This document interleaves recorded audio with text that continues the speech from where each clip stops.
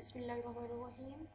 अस्सलाम वालेकुम। Pharmacology first year pharmacy technician class. I am doctor Mahmood Asma from Shahrukh ने Alam college of health sciences Multan. तो हम चैप्टर स्टार्ट किया था क्रोमेटोग्राफी। क्रोमेटोग्राफी क्या है? ये एक टेक्निक है जिसमें एक मिक्सचर के डिफरेंट कंपोनेंट्स को उनकी पोलैरिटी की बेस पे सेपरेट किया जाता है, अलग किया जाता है। तो आज हम क्रोमेटोग्राफी की टाइप्स पढ़ेंगे। 3 types: paper chromatography, thin layer chromatography and column chromatography. Paper chromatography ये बेसिकली इसमें हम पेपर यूज़ कर रहे होते हैं एज अ स्टेशनरी फेज। तो paper chromatography is the technique of analytical chemistry in which different compounds of a mixture are separated by using chromatographic technique. In this type of chromatographic technique, those mixtures are easily separated that have color pigment. इसमें कौन से easily जो कि colour pigments होते हैं, inks हैं या फिर दूसरे भी केमिकल, चाहे वो ऑर्गेनिक हैं या इनऑर्गेनिक हैं, अगर कलर पिगमेंट्स हैं, कलरफुल हैं, तो वो इजीली सेपरेट आउट किए जाते हैं इन paper chromatography. Principle of paper chromatography, इसके 2 प्रिंसिपल हैं। एक है paper adsorption chromatography and paper partition chromatography. Paper adsorption chromatography में ये होता है कि पेपर के ऊपर हम कोई दूसरा सब्सटेंस जैसे सिलिका या एल्यूमिनियम वगैरह उसके ऊपर लगा देते हैं पेपर की शीट पे, जो कि as a stationary phase act करता है, और जो सैंपल हमने अप्लाई किया होता है जिसे सेपरेट करना होता है, तो वो उस एड्सॉर्प्शन की बेस पे कि कुछ स्टेशनरी फेज में एड्सॉर्ब होगा और कुछ मोबाइल फेज की तरफ मूव करेगा, तो इस बेस पे सैंपल के जो कंपोनेंट्स होते हैं उनको सेपरेट किया जाता है। पेपर इम्प्रेगनेटेड विद सिलिका और एल्यूमिना एक्ट्स एज एडसॉर्बेंट, और स्टेशनरी फेज के तौर पे एक्ट कर रहे होते हैं, and solvent as mobile phase. जबकि जो पेपर पार्टीशन क्रोमेटोग्राफी है उसमें यह है कि हम पेपर ही ले रहे होते हैं। आप लोगों को पता है कि पेपर सेलुलोज का बना होता है, सेलुलोज फाइबर्स का, तो उसमें सेलुलोज फाइबर जो होते हैं उनमें पोर्स होते हैं जिसमें मॉइस्चर प्रेजेंट होती है, नमी होती है, थोड़ी बहुत मीन्स के वाटर प्रेजेंट होता है, तो वो एज एक्ट कर रहा होता है स्टेशनरी फेज, और मोबाइल फेज हम सॉल्वेंट के तौर पे यूज, जो सॉल्वेंट होता है वो यूज़ करते हैं। मॉइस्चर या water present in the pores of cellulose fibre present in filter paper acts as stationary phase and another mobile phase is used as solvent. Mobile phase के लिए जो सॉल्वेंट यूज़ किया जाता है वो अलग से दूसरा सॉल्वेंट यूज़ करते हैं, लेकिन जो पेपर के अंदर ही मॉइस्चर प्रेजेंट है, ये थोड़ा बहुत नमी पानी मौजूद है, वो स्टेशनरी फेज एक्ट कर रहा होता है। तो ये पार्टीशन कोएफिशिएंट के बेस पे कुछ जो पेपर वाला पानी है, मॉइस्चर है, उसमें उसकी तरफ मूव करेगा, कुछ उसकी वजह से वहीं पर रुक जाएंगे सैंपल के जो कंपोनेंट्स हैं, और कुछ की जिनकी अट्रैक्शन सॉल्वेंट की तरफ ज़्यादा होगी वो उधर को मूव कर जाएंगे। तो इस तरह ये पार्टीशन के बेस पे इनकी सेपरेशन होती है। और जो पेपर क्रोमेटोग्राफी में हम यूज़ करते हैं इसमें ज़्यादातर पेपर पार्टीशन क्रोमेटोग्राफी ही यूज़ होती है मोस्टली। अब पेपर क्रोमेटोग्राफी में स्टेशनरी फेज हम क्या लेते हैं? पेपर ही लेते हैं। Chromatographic paper is used as stationary phase in paper chromatography, जबकि मोबाइल फेज जो है मोस्टली एथेनॉल, वाटर, एसीटोन और their mixture is used as mobile phase. Mobile phase कोई भी ले सकते हैं, लेकिन स्टेशनरी फेज पेपर क्रोमेटोग्राफी में पेपर ही होता है। इसका प्रोसीजर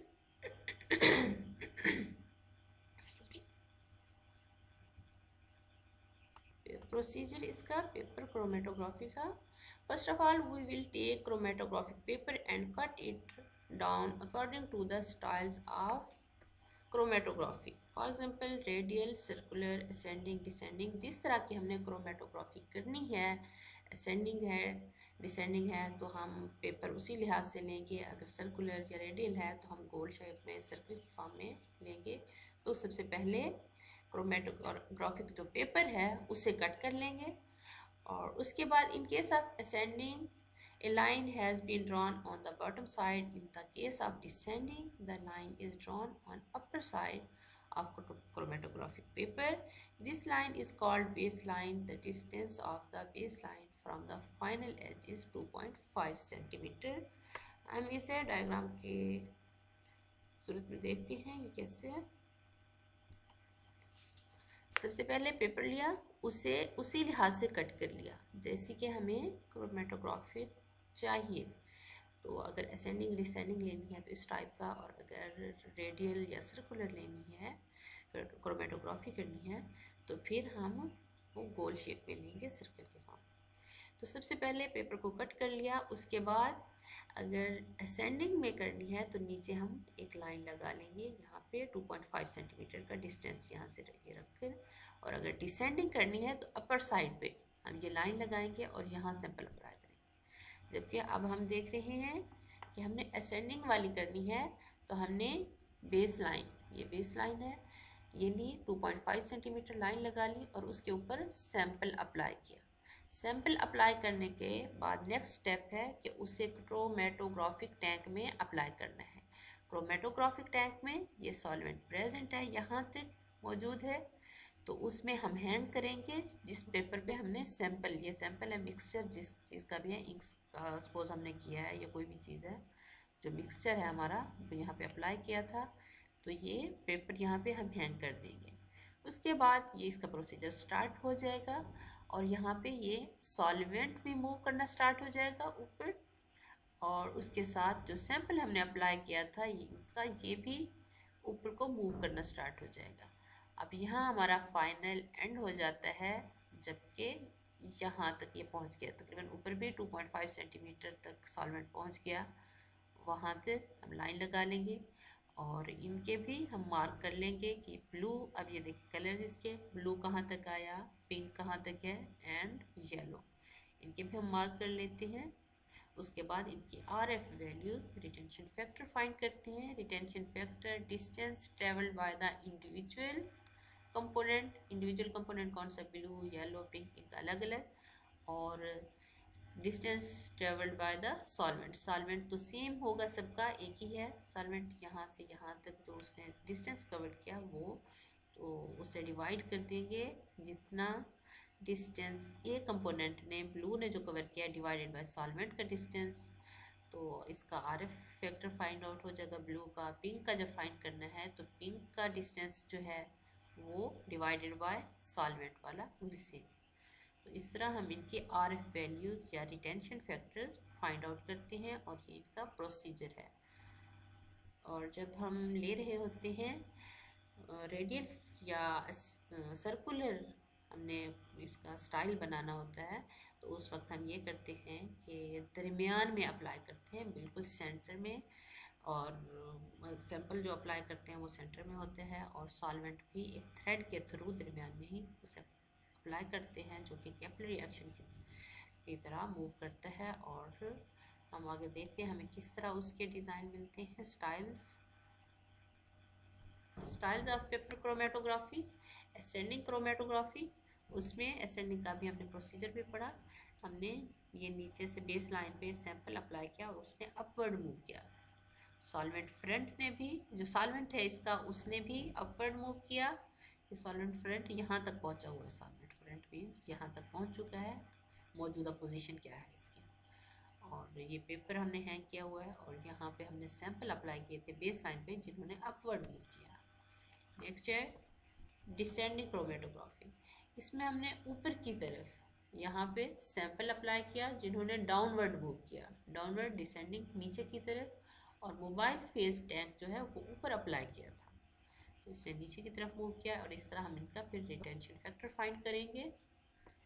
नेक्स्ट है सर्कुलर क्रोमेटोग्राफी, सर्किल की फॉर्म में, और ये रिंग्स हमें मिलती हैं, इनकी कलर्स डिफरेंट रिंग्स हैं। हमने यहाँ पे सैंपल अप्लाई किया और ये बिल्कुल सेंटर में यहाँ पे एक थ्रेड के धागे के थ्रू हमने सॉल्वेंट इसमें अप्लाई किया था, जिसने कैपिलरी रिएक्शन के थ्रू इनमें मूव करता गया आगे की तरफ, ये ऐसे सारा, और यहाँ पे कलर्स हमें रिंग्स की फॉर्म में नज़र आ रहे हैं। Circular chromatography and radial chromatography, इसमें भी सेंटर में अप्लाई किया था कलर, जो भी सैंपल हमने अप्लाई किया, और इसकी आर्च ये इनके स्टाइल्स।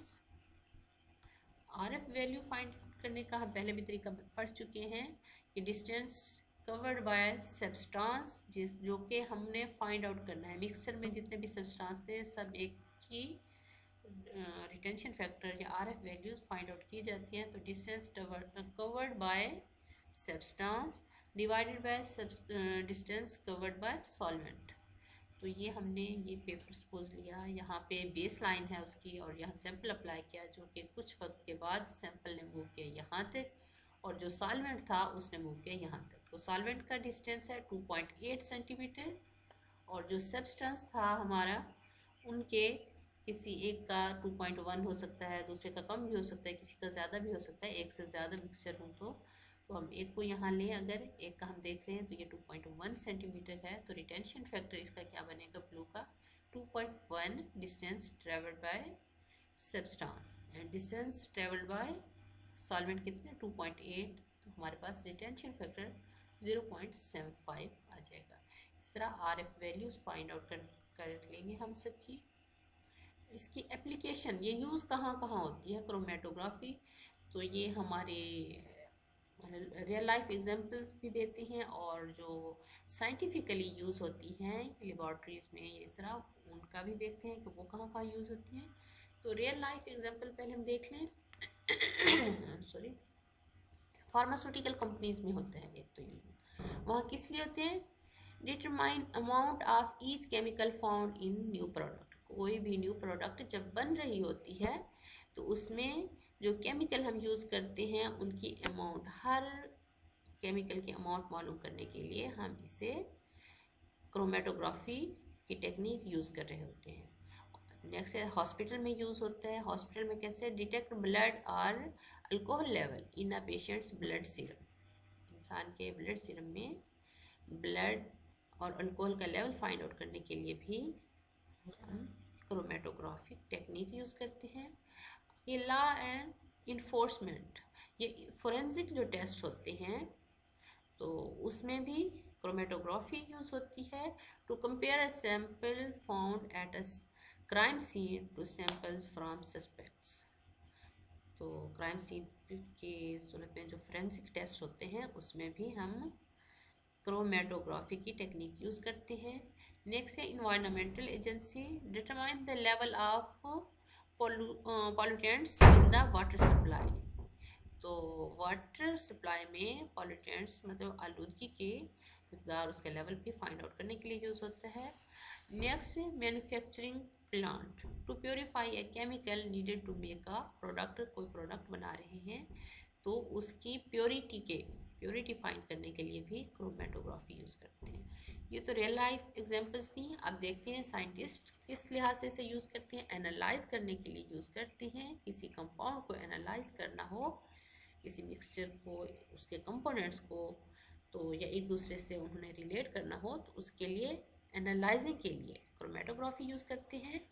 नेक्स्ट आइडेंटिफिकेशन, एनालाइजिंग के लिए, आइडेंटिफिकेशन के लिए भी किसी भी मिक्सचर है उसके कंपोनेंट को आइडेंटिफाई करने के लिए क्रोमेटोग्राफी यूज़ की जाती है, या प्योर करने के लिए, प्योरीफाई के लिए, यानी उसे सेपरेट करने के लिए, प्योर करने के लिए तो क्रोमेटोग्राफी यूज़ करते हैं। नेक्स्ट है क्वांटिफाई, क्वांटिटी मकदार मालूम करने के लिए भी, determine the amount of the mixture और the components present in the sample. किसी सैंपल में मौजूद जो कंपोनेंट्स हैं या मिक्सचर, उनकी क्वांटिटी, उनके अमाउंट मालूम करने के लिए भी क्रोमेटोग्राफी यूज़ की जाती है। अल्लाह हाफिज़।